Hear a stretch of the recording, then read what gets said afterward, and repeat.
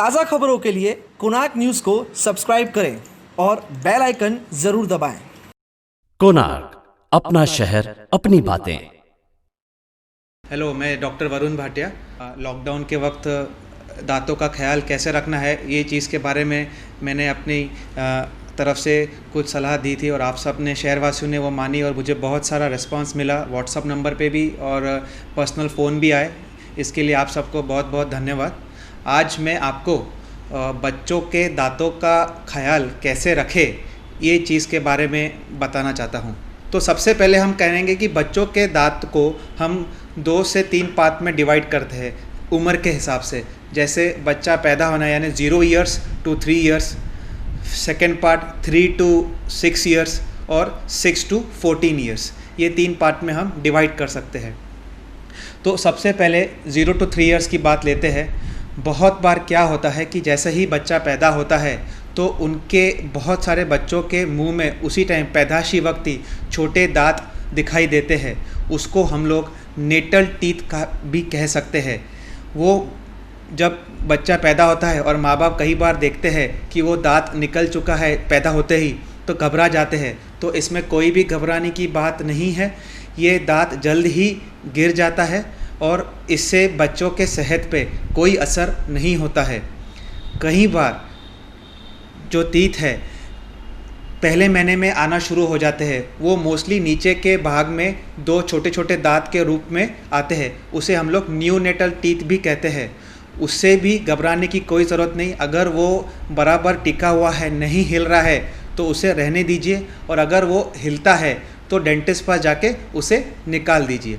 Ideally जो पहले दांत आते हैं 6 से 7 महीने में, यानी पहले 6 से 7 महीने में बच्चों में आना शुरू होते हैं, जो कि एक नेचुरल बात है।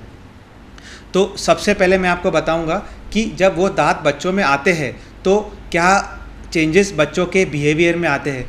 तो जैसे ही नया दांत आता है यानी 6 to 7 मंथ्स में, तो बच्चे काफ़ी इरिटेट होना शुरू होते हैं। चिड़चिड़ापन उनमें दिखाई देता है, रोते हैं या उन्हें कई बार कोई भी चीज़ काटने की इच्छा होती है। तो ऐसे समय में माँ बाप को क्या करना चाहिए, उन्हें एक टीथर नाम का, यानी एक प्लास्टिक की चीज़ है, कोई भी मेडिकल स्टोर में या बच्चों के जहाँ कपड़े मिलते हैं वहाँ भी मिल जाते हैं, वो उनको आप टीथर दे सकते हैं, जिससे वो बच्चा उसको चबाता रहेगा। तो उससे उसकी जो इरिटेशन है वो काफ़ी कम हो जाती है। आप क्या कर सकते हैं, ठंडा कुकुम्बर यानी काकड़ी भी वहाँ पर उसको दे सकते हैं ताकि उसको थोड़ा सा आराम महसूस हो। कई बार जब टीथ नया निकलता है, जिसको हम मिल्क टीथ भी कहते हैं, तो बच्चों को इरिटेशन यानी चिड़चिड़ापन के साथ थोड़ा बुखार भी आ सकता है या डायरिया भी यानी लूज मोशन भी सिम्टम्स दिखाई देते हैं।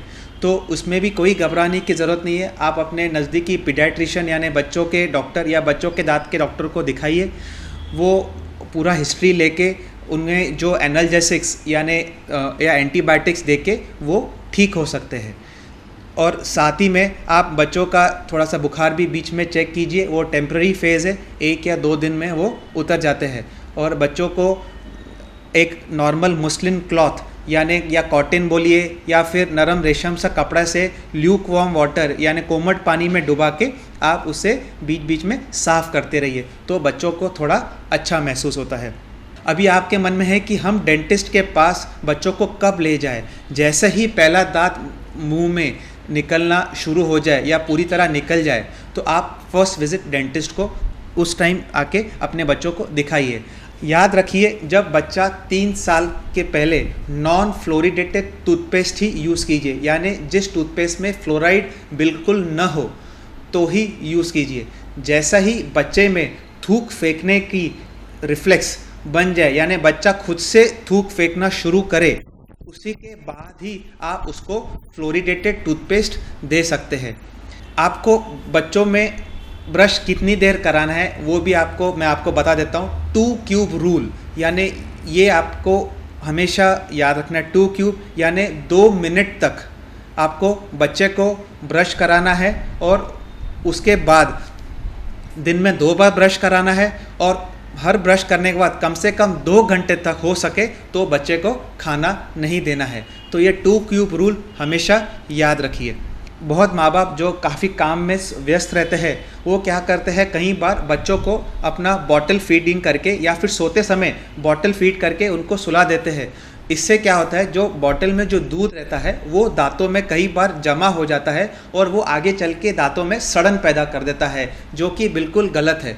तो जैसे ही आपने दूध फिनिश किया, बच्चों को कपड़े से उसके सारे दांत साफ़ कर दीजिए, या फिर साफ़ नहीं भी किया तो वापस जो लास्ट है उस बॉटल में पानी भर के बच्चों को पिलाइए, ताकि वो बच्चा पूरी तरह से उसका दांत उसका साफ़ हो जाए।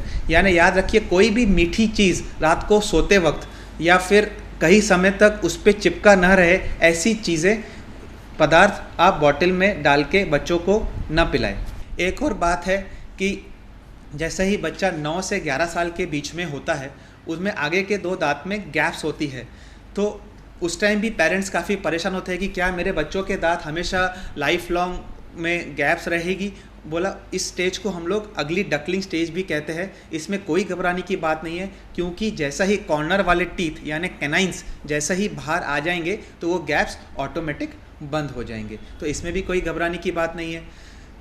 अगर फिर भी वो गैप्स आगे चल के आफ्टर 13 to 14 ईयर्स के बाद वो गैप्स बंद नहीं होते हैं, या फिर बहुत सारे बच्चों के दांत टेढ़े मेढ़े यानी आगे पीछे होते हैं, तो आप अपने डेंटिस्ट, नज़दीक की डेंटिस्ट को चेक करवाइए। हो सके तो आगे चल के ये उनमें ऐसे इस तरह के ब्रेसेस लगाए जाएंगे, तब उस दांत को आगे चल के ब्रेसेस के ज़रिए हम उसको सीधा कर सकते हैं। गैप्स होगा तो बंद कर सकते हैं, दांत टेढ़े मेढ़े होंगे तो उसको हम लोग अलाइन कर सकते हैं। याद रखिए, प्रॉब्लम कोई भी हो दांतों का, उसको हम लोग अच्छी तरह सुलझा सकते हैं। कोई भी तकलीफ़ हो, आप अपने नज़दीक की डेंटिस्ट के पास जाइए, वो आपको आपका बच्चों का हिस्ट्री लेके अच्छी तरह चेक करके पूरी तरह वो इलाज करेगा। बट हमेशा अपने बच्चों के दांतों का ख्याल रखिए, और 7 ईयर्स तक माँ बाप को बच्चों को ब्रश करवाना है। अगर बच्चा खुद से सीख गया आगे चल के तो उसको असिस्ट ज़रूर करना है। 2 बार ब्रश करना बहुत ज़रूरी है, और आगे चल के बच्चों को फ्लॉसिंग की आदत डालिए और माउथ वॉश यूज़ करने की आदत डालिए। वो जैसा ही बच्चा बड़ा हो जाएगा तो आप डेंटिस्ट पास लेके जाइए। डेंटिस्ट, हम या फिर और कोई भी डेंटिस्ट, उसको ज़रूर ट्रेनिंग देंगे। धन्यवाद। कोणार्क, अपना शहर, अपनी बातें।